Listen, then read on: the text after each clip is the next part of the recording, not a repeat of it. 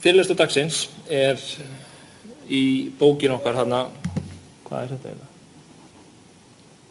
Bókin okkar þarna, Brown-bókinni, Simon Brown, sem alveg ágætisbók og svona mjög gott að mjög góðar upplýsingar í henni. Og mér langaði að taka fyrir svona arkitektúrinn, fara aðeins aftur í arkitektúrinn, síðan á mánudaginn þá höldum við áfram förum í frameworks, sem mjög skemmtilegt fyrirbæri, en þarf að passa sér svolítið á.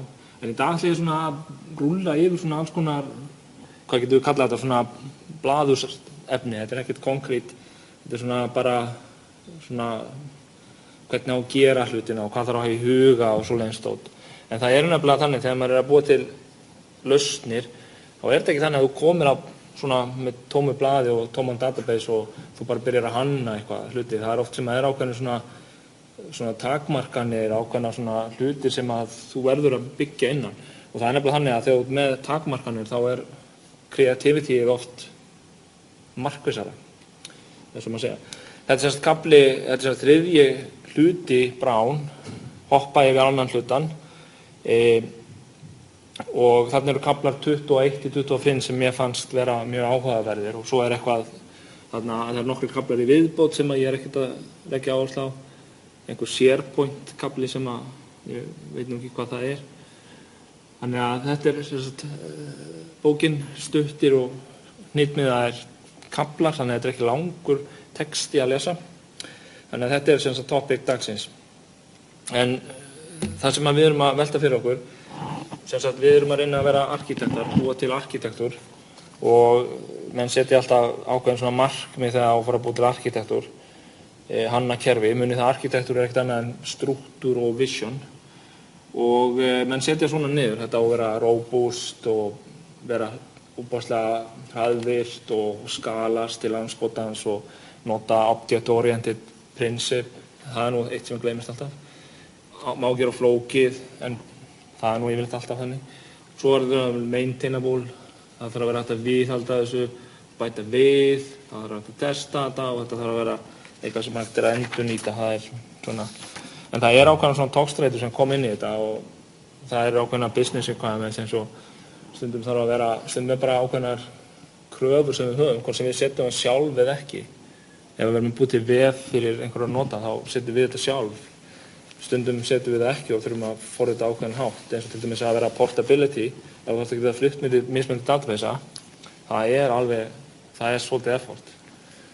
Það minna effort heldur en það var í gamla daga, sko, en til dæmis bara að supporta SQL Server og Oracle, það alveg martröð, því að þetta ekkert samkvæmt staðli. Og mismunandi klienta, það að vera með mobile og svo nota menn oft svona responsive web design, það í tísku.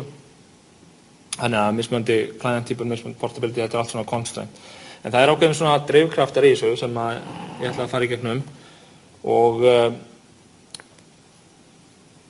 eins og til dæmis það functional requirements. Functional requirements bara það sem að ef við erum að búa til einhverja lausn fyrir kúnna, það sem kúnnin vill. Skrá, það þarf að vera hægt að bæta við nýjum customer, það þarf að vera hægt að gera þetta, það þarf að gera hitt. Þetta bara eitthvað sem hægt að setja á blað og liggur fyrir. Í sumum forritaverkefnum þá það þannig að það einhvers konar útboð í gangi og þú býður í það og það eiginlega svona besta leiðin til að búa til hugbúnað.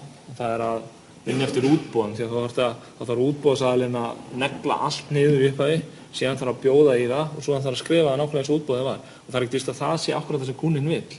En hann sér það ekki fyrir en að verkefnið búið og þess vegna þetta vond leið, þetta svona waterfall leiðin.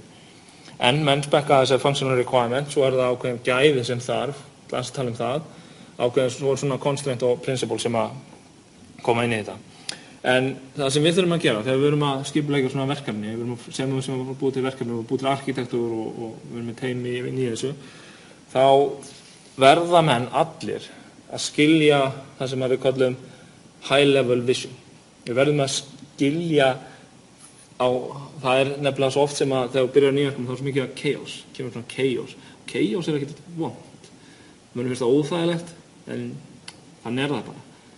Og til dæmis þegar ég var að vinna í því að gjörbreyta plattformur okkar, þá kom svona chaos tímandi, það sem menn sagði, það ekki búið að ákveða neitt. Ég veit það. Hver á að ákveða? Það við. Hvað viltu gera? og þetta voðalega óþægilegt fyrir þá sem eru látnir mata sér svolítið þá að vera í svona chaos-tímabili. En við þurfum að skilja high level og ástæðan þegar við skilja high level þá vitum við allavega hvert við erum að fara. Þá kannski chaos miklu minna, við vitum að við erum að gera þetta. Þess vegna arkitektur bara rosalega mikið vision og það að communicate vision. Þannig að við búum til arkitektur þá tölum við Þetta visionið, svona gerum við þetta og þá þarf að tala um það aftur og aftur og aftur. En þetta það sem ástæðan fyrir því að þetta hjálpar við þennan decision process að taka ákvörðun það að þegar þú veist hvert þú ert að fara. Við erum að byggja svona lausn, þannig að þegar það kemur einhver lítil ákvörðun út í horni hjá einhverjum forritara, þá veit hann allavega að hann að fara þangað og hann getur svona aðeins nota þá svona sýn til þess að taka ákvörðunina það sem hann að gera. Og svo eru þetta þessir svo eru hluti sem gleymast oft að tala þegar menn eru að búa til svona ný verkefni og arkitektúra. Það þetta svona sem að sést ekki, non-functional requirements. Þetta eru óboðslega tricky. Þessi availability, maintainability, extendability, scalability, allt þetta ility dót. Og ef þú spyr, hvað þetta hafa mikið availability? 100%. 100% já. Það kostar pening. 100% uppitími, það kostar 20 ef ekki 100 milljónir. Það ekki hægt. Jú, það hægt, en þá þarf það að eyða ábærslega marga peningum. En að fá 99,999, það kannski ódýrt. Hver nýja hann að fraftan mjög dýr. Þannig að það erfitt að spyrja fólk þetta. Hvað átt að vera maintainable? Já, alveg bara rosalega. Okay. Þannig að stundum þarf að spyrja svona öðruvísi spurningar. Þannig að við ætlum að tala aðeins þetta. Svo það performance-in. Performance-in svona, það ein regla sem ég hef, að maður hugsa ekkert svo mikið performance. Heldur að gera arkitektúrinn flottan. Hafa performance svona í huga, svo þegar þú fer að útfæra hlutina þá þarf það að vera alltaf með performance sem standa bakvið, en ekki vera obsessed með því að það ekki eins áreiðandi í dag, en samt ef þú gerir það ekki, ef þú hugsa ekki það, þá getur þú búið til lausn sem bara hreinlega hægvirk og mjög þreytandi að nota og vinna við. Þannig að þetta bæði hardverið, þetta network setupið, það þetta flækja networkið alveg rosalega. Þannig að það gott vel uppsetning, til dæmis network setupið hjá mínu fyrirtæki í datacentrunum sem við keyrum, þar öryggiskrafan alveg greiðlega há. Hún hærri en svipað sér bunkum, þannig að mjög leiðir þetta að vinna með netið eða production-umhverfið. Svo það arkitektúrinn. Ef arkitektúrinn illa gerður, þá þetta ekki, til dæmis alltaf mikið á lögum, það kannski 7-8 leigjerar í hugbúnaðinum, þá verður það hægverkara. Svo náttúrulega hvernig menn forrita, hver einasta millisekúnda telur, og síðan líka hvaða prótókoll að nota. Ef við til dæmis notum SOAP eða REST eða þetta JSON-dót sem við höfum að gera, það overhead í því. Ef við notum til dæmis binary prótókolla, þá það hraðverkara. Og svo það middlewareið, ef við erum með high-width middleware og gáma, eins og til dæmis vefserver gámur. Þannig að þetta allt eitthvað sem við þurfum að hafa í huga. En tölum aðeins performance, nokkur hugtök sem gott að vita, sem eiginlega bara nauðsynlegt að vita þegar maður að fara að tala þessa hluti við aðra í bransanum. Eitt response tími. Og response tími, það bara tíminn sem tekur þegar segjum að klientinn hann nýtir á takka og þá fer request yfir netið, fer serverinn gerir eitthvað og svo fer það tilbaka og hann fær niðurstöðuna. Þetta response tími. Bara roundtripið sem hann tók, framkvæmdin á servernum, network yfir, allt saman. Þetta response tími. Hvað tíminn sem tekur að afgreiða þetta hann að niðurstöðunir komnar til þín. Síðan það responsiveness. Það svolítið annað. Responsiveness, í dag það algjörlega nauðsynlegt í þessum vefkerfum. Þannig að þegar ég ít á takkan, þá kemur svona waiting eða processing eða eitthvað. Það kemur visual feedback og ég veit að eitthvað að gerast. Progress barar, það svona responsiveness. Þannig að leið og ég ger eitthvað, þá fæ ég viðbrögð á kerfinu. Þannig að responsiveness, og það oft sem mann setja, það þarf að vera sekúnda. Það má ekki bíða í meira en sekúndu, þá farið eitthvað visual feedback. Það svona ákveðin, ég man ekki hvað margar sekúndur, það ákveðin svona þolmörk þegar að ferði yfir það þá verða menn pirraðir. Þannig að responsiveness, það þessi viðbragðsflýti. Síðan það þetta latency. Latency mjög skemmtilegt hugtak. Latency þetta mjög mikið notað. Hvað latency í kerfinu? Þetta eiginlega bara overheadið sem að þarf. Segjum sem svo að það ekkert gert. Hvað overheadið við það að senda fyrirspurn yfir netið og kemur og það ekkert gert. Þetta bara, þú skilar engu og fer tilbaka eða sem gerir ekkert og skilar engu og svo kemur tilbaka. Þetta overheadið. Ef þetta nokkra millisekúndur þá vitum við það að hver einasta fyrirspurn við getum bætt við nokkru millisekúndum ofan á. Bara þetta roundtrip kostar. Og þess vegna rosalega mikilvægt að minnka latencyið. Hafa latencyið sem minnst bara til að vera ekki með overhead. Þetta bætir svona hvert einasta fyrirspurn í kerfinu. Nú síðan það throughput. Throughput hugtak sem að segir eiginlega hvað getur gert mikið á ákveðnum tíma. Búin til tímaramma sem að lesa færslur eða eitthvað. Og ef ég með tíman ég get tekið, hvað þetta, 7, þá það 7 per þessi tími. Það að segja að það það sem kerfið afkastar. Þannig að þetta þessi hugtök sem rosalega mikilvægt að vita. Síðan það 2 viðbót, það load, það álag, og eitt af því sem rosalega mikilvægt í svona enterprise kerfum, við erum til dæmis með í minni vinnu, þá erum við með svona mónitora bara upp á öllum veggjum, sem að sýna hvað að gerast á þessum production kerfum sem við erum að keyra. Við erum að keyra til dæmis nokkra vefi fyrir spænska kúnna sem við erum með. Þær vélar eru allar í kjallarunum í datacenter, ekki okkar datacenter, það vill til að þeir sem við verslum við, þeir hafa datacenter í sama húsi. Við erum aldrei að fara þangað neitt sérstaklega. Þetta bara stýrt frá remote. En þetta það sem við mælum allt þetta, hvað mikið álag á vélanum og sjáum síðan hvað að gerast. Og við getum alveg séð hvernig kúnnarnir að koma inn. Og síðan annað hugtak sem mjög tengt það load sensitivity. Það að segja að hvernig þegar að loadið hækkar, hvernig breytist response tíminn. Það að segja hvað kerfið sensitivt við loadið. Ef að loadið hækkar, hvað áhrif hefur það? Þetta mjög erfitt að mæla. En þetta allavega hugtak sem til. Load sensitivity, það að segja ef ég ger eitthvað, hvað áhrif hefur það. Og svo það 2 viðbót og það efficiency. Það í raun og veru bara performance deilt með resourcunum sem ég hef. Hvað þetta efficient?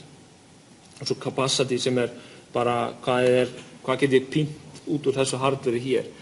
Og eitt af því sem maður þarf að gera þegar maður að reka svona enterprise kerfi, það að vera með capacity planning og fylgjast með trendlínum. Þannig að segja þegar ef það aukning hægt og bítandi þá að aukast fjöldi þess sem kom inn á kerfið. Kannski markaðsaðferðir fyrirhugaðar eitthvað svoleiðis og þá getum við verið með capacity planning. Þannig að eftir 2 mánuði þá ætlum við að bæta við 2 serverum vegna þess að við sjáum það að við erum að fara yfir. Ég opna skrúðuna. Þannig að þetta þessi hugtök sem við þurfum að kunna, sérstaklega latency, response time, responsiveness og load. Síðan scalability, eitt af þessum illities, scalability þýðir í raun og veru, og ég ætla að tala þetta alveg sérstaklega seinna, þegar við erum búin að fá aðeins meiri tilfinningu fyrir þessum enterprise-lausnum, þurfum við aðeins fyrir scalability kubb sem mjög áhugaverður. En það sem við þurfum að kunna það að hvað að skala. Það þýðir bara það, þannig að þetta ekki þannig í dag að þú ert með eitt server og svo þegar serverinn fann að vera svolítið mikið load á honum að þá bara setjum við meira minni í hann. Það ekki þannig sem menn gera þetta. Það miklu betra að vera með fullt af litlum serverum. Kannski ekki bara stóra. Þegar Google byrjaði þá voru þeir með fullt af pínulitlum gömlum tölvum. Það var fjöldin sem skipti máli en ekki afköstin. Og það sem við þurfum að geta gert að búa til lausnum þannig að þegar að við þurfum að bæta við capacity, þá getum við bætt við nýjum vélum. Og það að bæta við nýjum vélum á að vera tiltölulega einfalt. Það bara eitthvað config og deploy og svo komið. Og það tala tvenns konar scaling, annars var vertical scaling sem þá að, ég ætla að setja meiri minni í vélina, það getur vel að það borgi sig, bæta við giga eitthvað og sjá hvað gerist. Jú, hver server hann hefur meira capacity þá, þú getur höndlað meira load. En hitt sem mikilvægara, það að geta skalað út horisontal, bara bætt við nýjum vélum, því að þá getur þú tekið endalaust. Og það það sem scale-kubburinn segir. Hann segir að ef þú skalar í allar áttir, þetta er þrívíður skalkubbur, kubbar eru alltaf þrívíðir, og ef þú skalar í allar 3 áttirnar, þá ertu komið infinite capacity. Mjög skemmtilegt. Og það sem við mælum hvað mikið af concurrent transactionum getur við verið með á sama tíma. Hve margar samtímanótendur getur haft? 20.000, 100.000, milljón. Þetta þarf kerfið að geta höndlað. Í mínum heimi þá það ekki svo mikilvægt að vera með 100.000 nótendur loggað inn, en það sem við seljum vara sem svona, kemur inn, kaupir, ferðu út, það ekkert að gera. Ef þú ert að kaupa lottómiða þá er ekkert að hanga þarna inni. Það ekkert gaman. En það sem við þurfum hins vegar request per second eða request per minute. Og það sem viðmiðum að hendla yfir 700.000 færslur á mínútu, sem einn mælikvarði. Það svona viðmiðum. Við ætlum að reynda að fara yfir milljón og fara í infinite. En þetta það sem við hugsum Hve mikið getum við tekið, hve margar requestar getum við tekið á mínútu. Við miðum allt við mínúti í þessum bransan. Síðan þetta availability, munið þannig að þetta sé 9 þannig sem við talum. Þetta sem sagt mælikvarði á hvað lausnin uppi, þetta bara uppitími. Og það sem við gerum það við mælum þetta í þessum 9. 99,99%, þetta kannski það sem sagt í service level agreement. Þetta þurfa að vera með, þetta kallað 4 nines. Og uppitími í prósentum. Og það til svona kalkulator á netinu sem svona kalkulator. Og ef ég segi til dæmis 99,99 þá þessi segjum að kúnninn vilji þetta, þá þetta það má ekki fara niður nema 8 sekúndur á dag. Svo ef ég bæti við 1,9 þá fer þetta allt bara niður í 0. Þá ertu bara með einhverja sekúndur á ári. Og svo ertu komið 6,9 þá ertu með bara þetta má vel ekkert fara niður. Það má ekki hiksta. Það ekki eins og hægt að uppfæra stýrikerfið. En það sem menn gera þá náttúrulega, það þarf ekki að taka kerfið niður til uppfæra. Það af því að ef við erum með margar vélar þá bara taka eina í einu eða nokkrar í einu. Þannig að þessar 9 eru stórhættulegar. Ef við sjáum í service level agreement að sé mikið meira en 4 9 eins og þarna, þá það svolítið háar kröfur. Að fara niður í 52 mínútur á ári, það ekki auðvelt að höndla það sko. En það hægt. Og síðan þetta með öryggið, það eitt af svona non-functional dóti. Ef við spurjum fólk hvað á þetta öruggt? Ja, bara alveg pottþétt, 100%. Þá ertu bara komin í einhvern bankaforrit. Og kannski það ekkert nauðsynlegt. En það fullt af hlutum sem maður þarf að huga þarna. Networkið þarf náttúrulega að vera öruggt. Svo það náttúrulega authentication og authorization. Þetta óbúslega flókið fyrirbæri. Og ég þekki það, þannig að ég að vinna í svona projekti nú þegar. Þetta mjög flókið og við erum að útfara á auð staðinn og þetta alls ekkert einfalt. En þetta eitthvað sem rosalega mikilvægt. Síðan þarf náttúrulega hardverið alveg niður í layerana. Það þarf firewall, síðan þetta upp á levelun líka. Það hægt að gera alls konar tricks í svona, það hægt að fá fullt af skriptum á netinu og bara keyra á vefsíður og einföld hack. Líka, það þarf líka skilgreina oft svona security roles, mismunandi aðgangur fyrir mismunandi aðila eftir hlutverkum þeirra. Þannig að til dæmis í minnilaus þá eru svona access restrictionir á grúppur. Ef þú ert í admin grúppu þá getur þú gert þetta og svo ert í hinni grúppuna getur þú gert hitt. Þetta allt saman eitthvað sem þetta bara það þarf að forrita þessa hluti. Og síðan eitt sem það þarf líka að gera í flestum þessum kerfum, það að enkrypta gögn. Það að segja að þegar við geymum passwordið, þá geymum við ekki passwordið í clear text. Það bara geymt í svona one-way hash. Við vitum aldrei hvað passwordið við sjáum það aldrei. En þegar mann loggar sig inn, þá tökum við passwordið og gerum þennan hash-algoritma og síðan tjekkum við hash-algoritmann mútið hinum hash-algoritmann sem í databastum og ef þeir stemma, þá þetta sama passwordið. En við sjáum aldrei passwordið. Við getum ekki reversa þessu.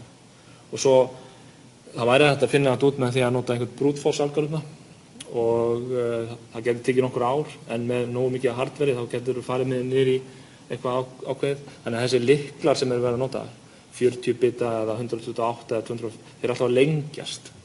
Eftir því sem að hardveri verður öflugra þá þarf að lengja þessa lykla.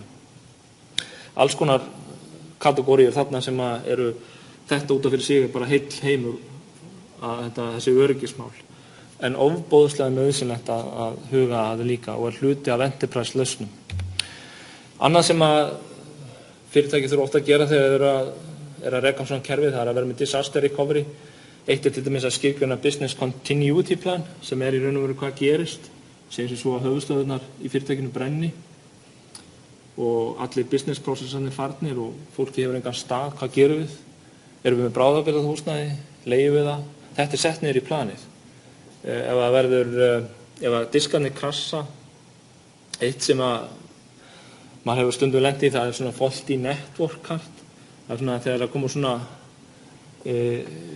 buggar upp í hugbúnaðinum, það komur kvörtunin til hugbúnaðardeildarinnar, það svona buggur hérna, ég getur endurkallað hann, nei, og svo gerir engin neitt og síðan okkur til að setja kemur hann aftur. Það oft kallað svona Heisenbug, þeir bara birtast einhvers staðar eftir Heisenberg-prinsipinu. En þegar það svoleiðis, þá segir maður bara, þetta lyktar nú eins og eitthvað hardware stuff hérna, því að það svo unpredictable. Það svo erfitt að gera það aftur, framkvæma aftur. Það getur verið að netið fari niður.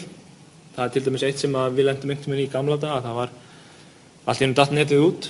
Það var þegar við vorum að reka internetþjónustuna. Allt í einu bara, puff, allir, bara allt dótt út. Og þá litið út úr gluggann, þá var þarna einhverjir hrepparar að grafa, einhverju vegavinnumenn að grafa í götunni. Þá slitu þeir í sundur símanlínuna okkar. Og það sem írónist var við þetta var það að við pöntuðum þá til þess að gera þetta. Til að stækka og gera allt öruggara. Fá annan legg inn, þannig að það kom niður á þessu. En þetta eitthvað sem að þarf að huga og mörg fyrirtæki þau gera svona business continuity plan sem að þýðir bara það að því að þú ert að uppfylla einhverja staðla, ISO staðla eða hvað það heitir, 27001, ISO 27001 til dæmis, þá var þetta skilgreina svona continuity plan. Það er að ef að tölvukerfi okkar hrynur, hvað ætlum við að gera? Hver kallaður út miðja nótt? Og hvað gerum við? Og þetta æft, það eru svona æfingar í þessu. Það eru nú yfirleitt deskæfingar, þá sestu við borð, þú þarft ekki að taka diskana niður og gera hluti, en þú bara talar það. En þetta eitthvað sem menn gera líka í svona fyrirtækjum.